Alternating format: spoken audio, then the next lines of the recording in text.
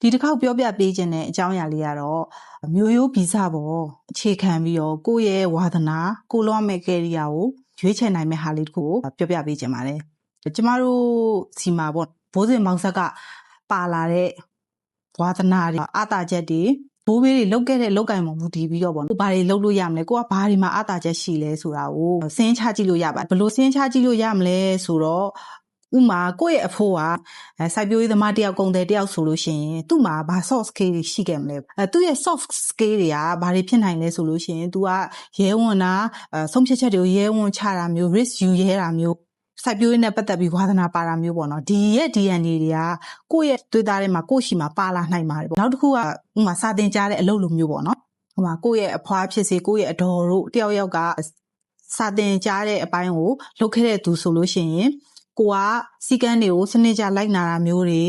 တခြားသူတွေပေါ်ကို mentorship လုပ်ရတာမျိုးတွေကိုဝါသနာပါတဲ့လူတယောက်ဖြစ်နိုင်ပါတယ်ပေါ့နော်အဲ့ဒီချက်လက်တွေပေါ်ကိုအခြေခံပြီးတော့ကျမတို့စမ်းစစ်ကြည့်တဲ့အခါမျိုးကြလို့ရှိရင်ကိုယ်ငငယ်တော့ကလည်းဒါဖြစ်ခဲ့တယ်ပေါ့နော်ဟာငါဘယ်တက်ကတူတက်ရမလဲပေါ့နော်တက်ကတူပြီးတော့လည်းငါဘာဘယ်လမ်းလျှောက်ရမလဲဘာလမ်းကြောင်းရွေးရမလဲအများကြီးဒါလူငယ်တွေမှာစဉ်းစားရတဲ့အပိုင်းတွေရှိရပေါ့နော်အဲ့ခါကြလို့ရှိရင်ဒါကျမအခု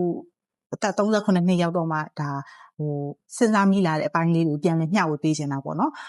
ကိုယ့်ရဲ့မျိုးရိုးစင်ဆက်ကဘာတွေဝါသနာပါလဲကိုယ့်ရဲ့ DNA ထဲမှာဘယ်လိုမျိုး soft skill တွေရှိလဲဆိုတာကိုပြန်လည်ဆန်းစစ်ကြည့်လိုက်တဲ့အခါကျလို့ရှင်ကို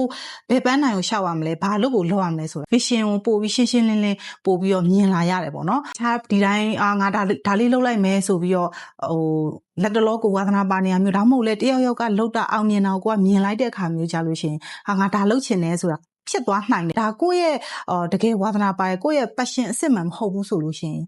ရေရှည်လောက်ကန်နိုင်မှုဆိုတာခဲရင်သွားတယ်ဒီတကယ်ကိုနေ့စဉ်ရက်ဆက်နှစ်ပေါင်းများစွာအလုပ်တစ်ခုကိုလုပ်နိုင်မှုဆိုတာကိုအရန်ကြီးကိုဝါသနာလည်းပါအဲ့ဒါမျိုးဆိုလို့ရှိရင်ကိုကရေရှည်လုပ်နိုင်တဲ့အကြောင်းစိတ်ပါဝင်စားမှုလည်းရှိရကိုသွေးသားထဲမှာဒါတွေကလည်းကိတ်အောင်ရမယ်ပေါ့အောင်မြင်မှုကိုပိုရနိုင်တယ်ပေါ့နော်ကျမတော့ဒီလိုထင်မြင်မိအဲ့ဒီအတွက်ကြောင့်မလို့အရင်ဆုံးကိုပူပွားတွေဘာအလုပ်တွေလုပ်ခဲ့လဲဆိုတာခြာရေးလိုက်ပြီးွားလို့ရှိရင်ကိုကဘာအားသာချက်တွေရှိတယ်ဒီထဲမှာသူတို့မှရှိရဲ့ soft skill တွေနဲ့ကိုမှရှိရလို့ထင်ရတဲ့အားသာချက်တွေကိုနှိုင်းယှဉ်ပြီးကိုဘာလုပ်မလဲဒါပေမဲ့အားနည်းချက်တစ်ခုတော့ရှိပါနိုင်တော့ပိုကောင်းတယ်အဲ့ဒါဘာလဲဆိုတော့ကျမတို့ဘိုးဘေးဖီဖင်တွေလက်ထပ်ခစ်စားခဲ့တဲ့ပေါ့နော်ဝင်ငွေအရန်ကောင်းခဲ့တဲ့လောက်ကင်တွေကဒီခေတ်မှာဆက်ပြီးမရှိတော့တာမျိုးအားနည်းချက်တော့ရှိနိုင်ပါတယ်ပေါ့နော်အဲ့ခါကျတော့ကိုကဒီခေတ်ပေါ်နည်းပညာတွေနဲ့အခုစက်တရားစုမှာအရန်ထွန်းကားလာတယ် IT နည်းပညာတွေပြီးနောက်ဆုံးဆိုရင် AI နည်းပညာလူမျိုးနည်းပညာတွေပေါ်မူတည်ပြီးတော့ကိုယ့်ရဲ့ဝါသနာကိုယ့်ရဲ့အားသာချက်နဲ့ဒီနည်းပညာတွေနဲ့ဘယ်လိုပေါင်းဆက်ပြီးတော့လုပ်ရမလဲဆိုတာကိုစဉ်းစားလာနိုင်တဲ့အခါကြလို့ရှိရင်